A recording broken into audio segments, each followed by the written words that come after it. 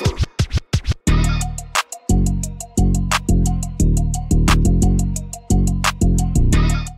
tout le monde, Aisha, hey up in here. Welcome to the WhatsApp. Ok, votre rendez-vous, actualité news, gossip, hip-hop féminin, tout ça. J'espère que vous allez bien, j'espère que vous passez une bonne semaine, un bon début de semaine, parce que j'avoue, passer une bonne semaine, on n'est que lundi, on peut pas savoir, mais que vous avez passé un bon week-end, bien évidemment. Today, we're gonna talk about des annonces vraiment très spéciales. Des annonces, des grosses annonces. Je parle bien évidemment d'artistes, de grosses têtes, de la Holy Trinity.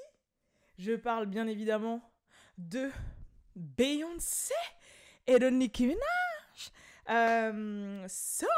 Il faut savoir que Beyoncé a fait une grosse annonce hier, je crois. Hier ou ce matin tôt, avec les décalages, je sais plus.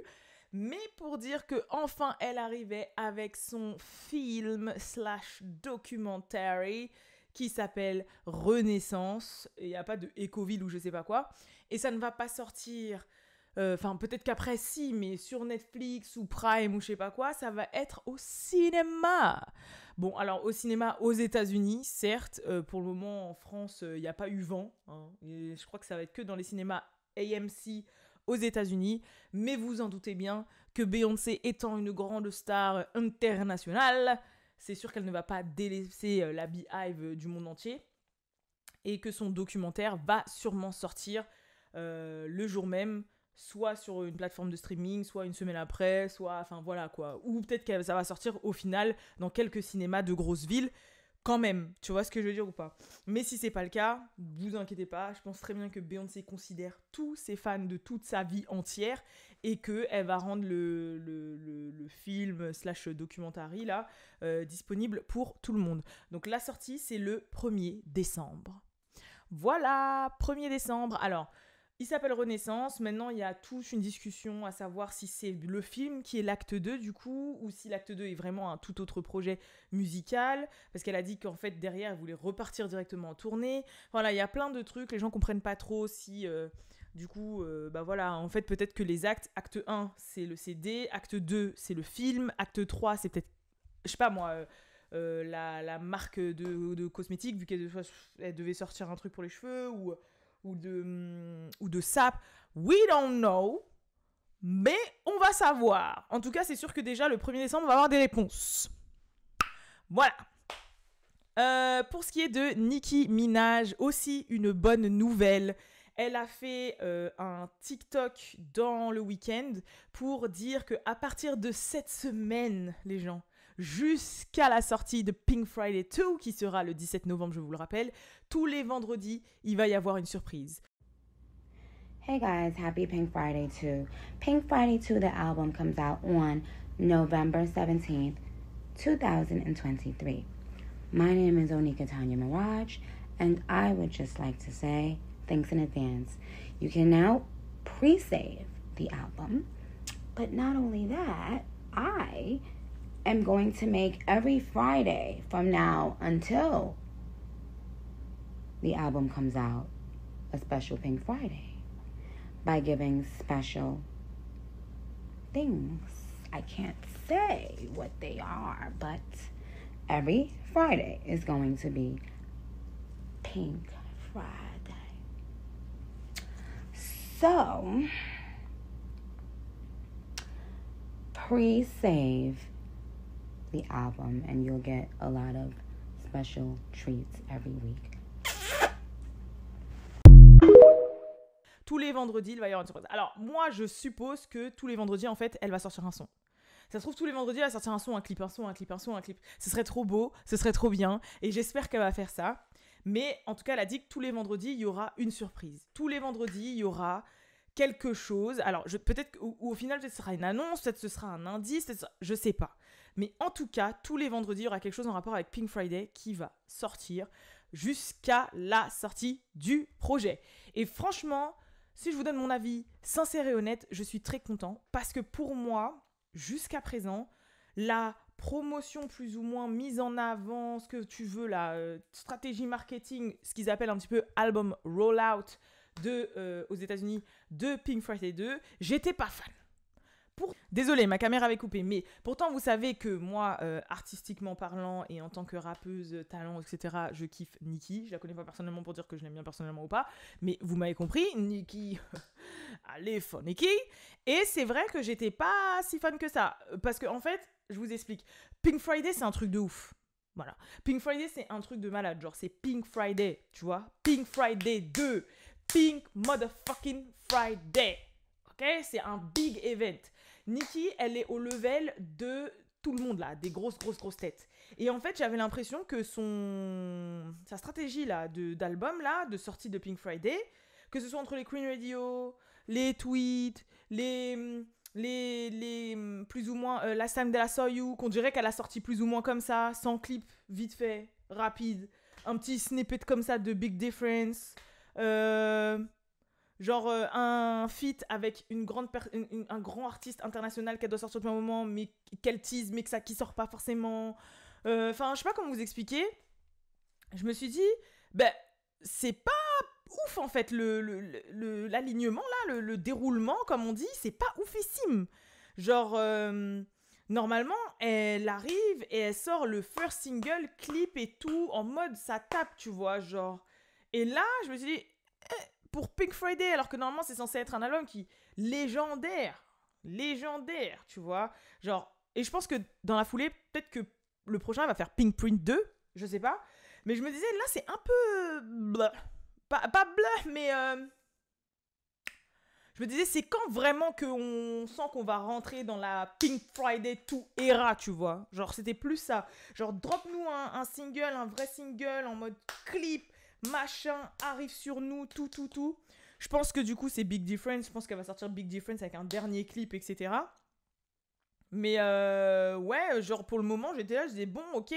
Tu veux pas me dire que Last Time That I Saw You, c'est vraiment le hit single que t'as sorti en premier du projet? Je ne pense pas.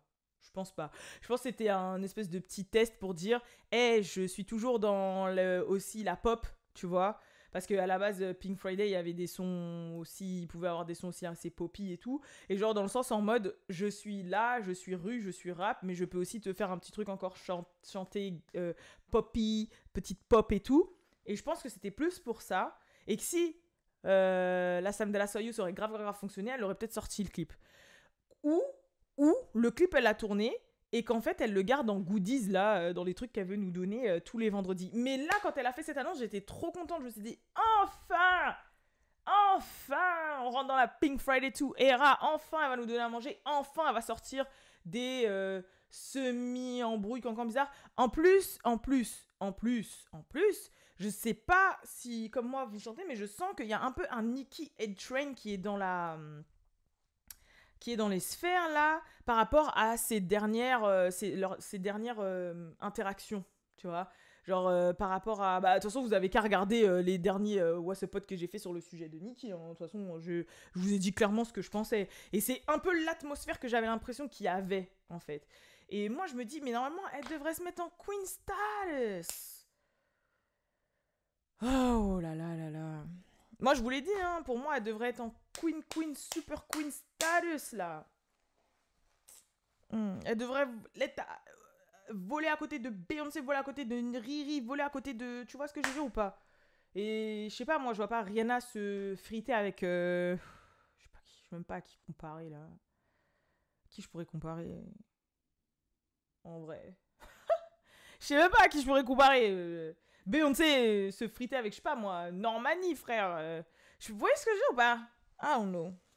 Non, des fois... Enfin bref, mais en tout cas, je suis contente qu'elle ait fait cette annonce, et on va être là tous les vendredis pour voir de quoi ça s'agit.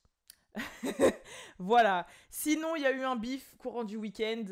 C'est par rapport à Lato qui s'est biffé avec des strippers de Atlanta.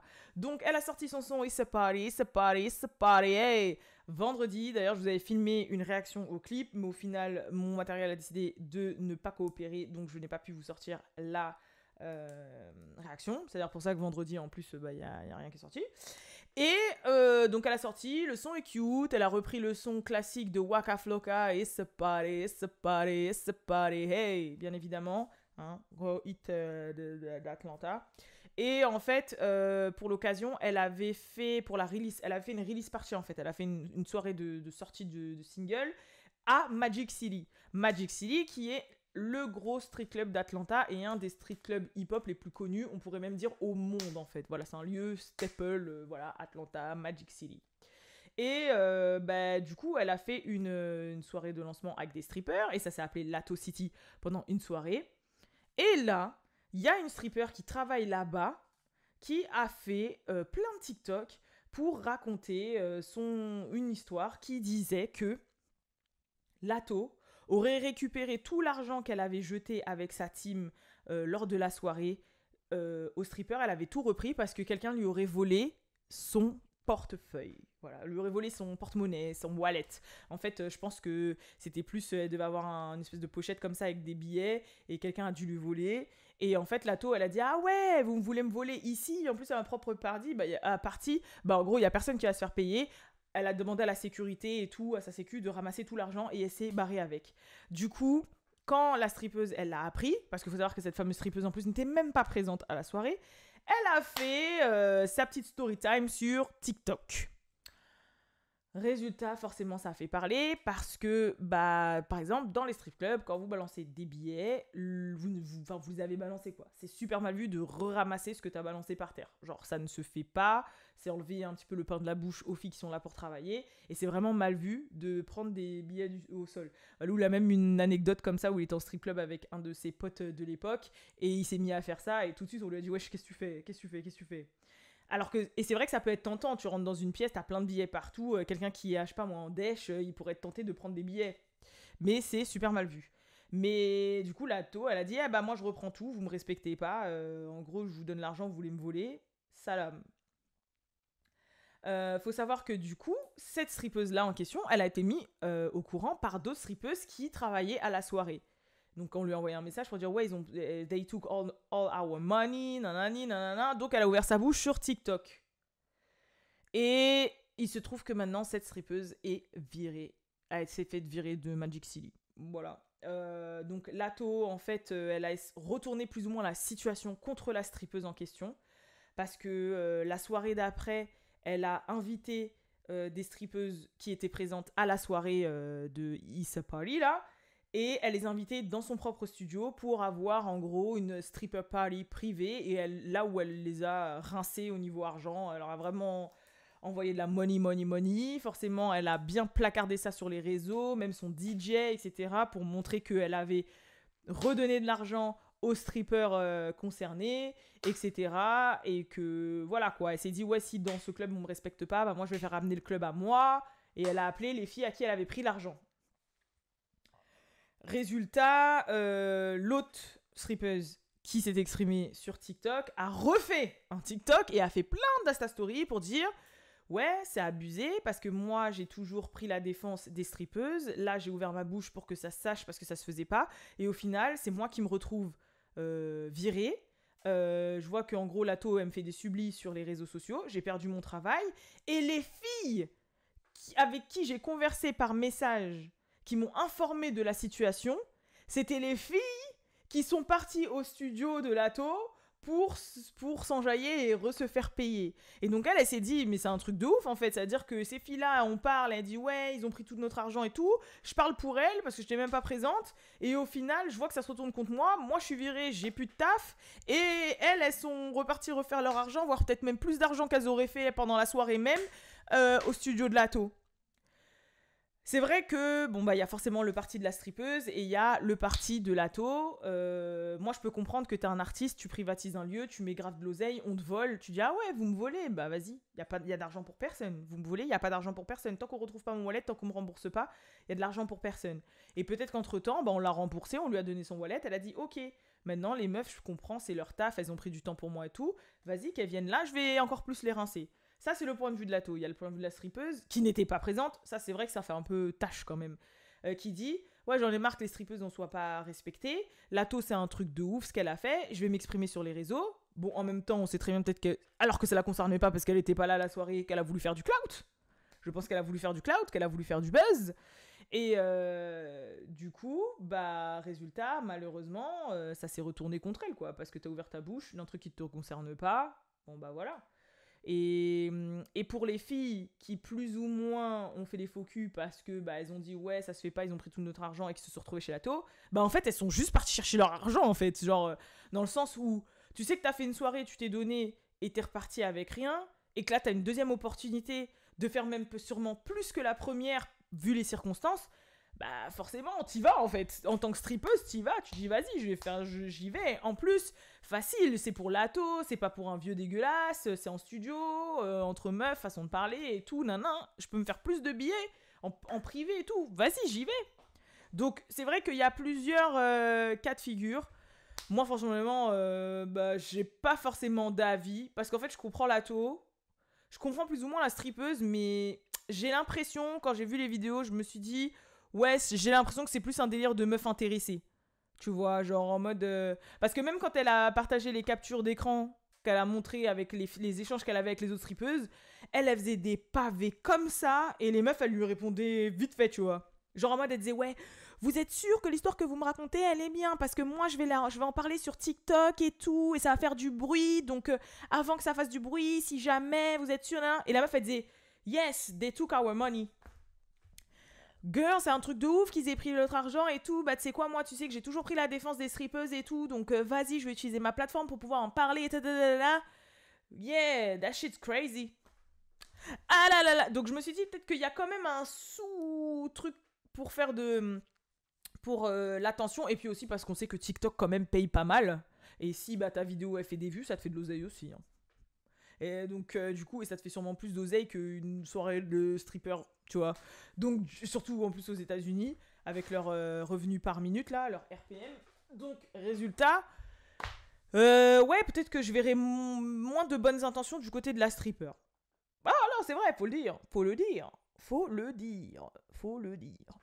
Et sinon, je vais terminer sur un petit record de la part de Doja. Ah d'ailleurs, j'ai même pas regardé combien elle avait fait première semaine, tiens. Faudrait que je regarde. Mais en tout cas, elle a battu encore un record. Faut savoir que Doja Cat, avec son album Scarlett, a battu le record de la plus grosse première semaine pour un album de rap féminin de l'histoire de Spotify, avec plus de 130 millions de streams. Donc voilà, de l'histoire de Spotify. Donc c'est un pari réussi pour Doja, hein, je suis désolée, mais c'est un pari réussi. Paint the Town Red, c'est un hit. Là, elle a battu ce record-là avec Scarlett. Après, c'était évident, je pense que vu que sa promo, elle a intrigué tout le monde, bah, quand l'album est sorti, tout le monde a été pour écouter, quoi. Parce que tout le monde va se dire, mais qu'est-ce qu'elle a foutu dans cet album? La meuf, elle est arrivée complètement différente, elle nous fait des trucs un peu spé et tout, on comprend pas.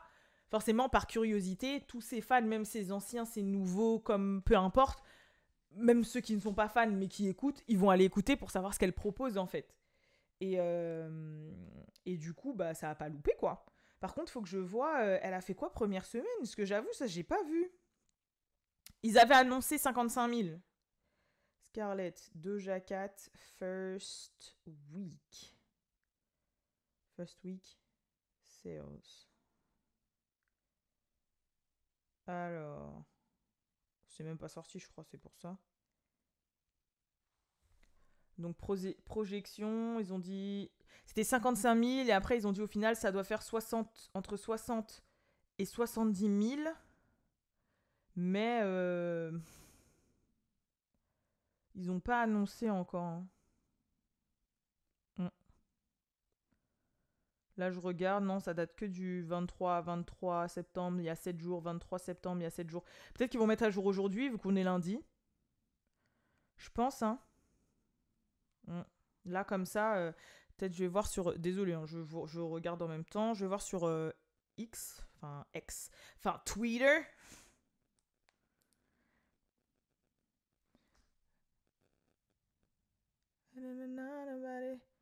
Déjà, Paint the Town Red est officiellement redevenu numéro 1 du Hot 100 pour la deuxième semaine consécutive.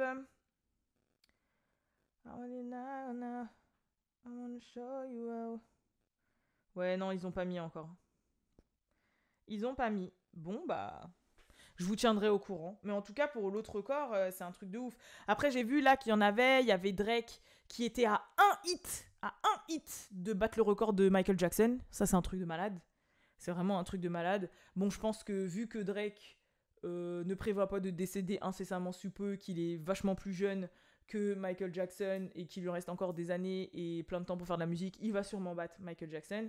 Mais après, voilà, faut pas confondre la légendarité des chiffres et la légendarité d'un pionnier ou d'une personne qui a fait des choses. Genre, par exemple, même dans le basket, Michael Jordan restera Michael Jordan, tu vois, genre... Même si voilà, on dépasse ou on peut le dépasser, ça restera Michael Jordan, tu vois. Michael Jackson, ça restera Michael. Ça. Comme Drake va rester Drake, hein, bien sûr. Donc voilà. Et j'avais vu un truc aussi avec SZA et SOS. Un truc du style meilleur album de la décennie. Elle a dépassé Adele ou je sais pas quoi. J'avais vu un truc comme ça avec SOS de SZA. So, franchement, quand on voit l'évolution du game féminin, c'est ne serait-ce que même 5 dernières années, c'est quand même incroyable quand même. C'est quand même incredible. Incredible. Voilà. En tout cas, c'est tout pour cette vidéo. Je vous retrouve demain pour le prochain What's a Pod. Peace.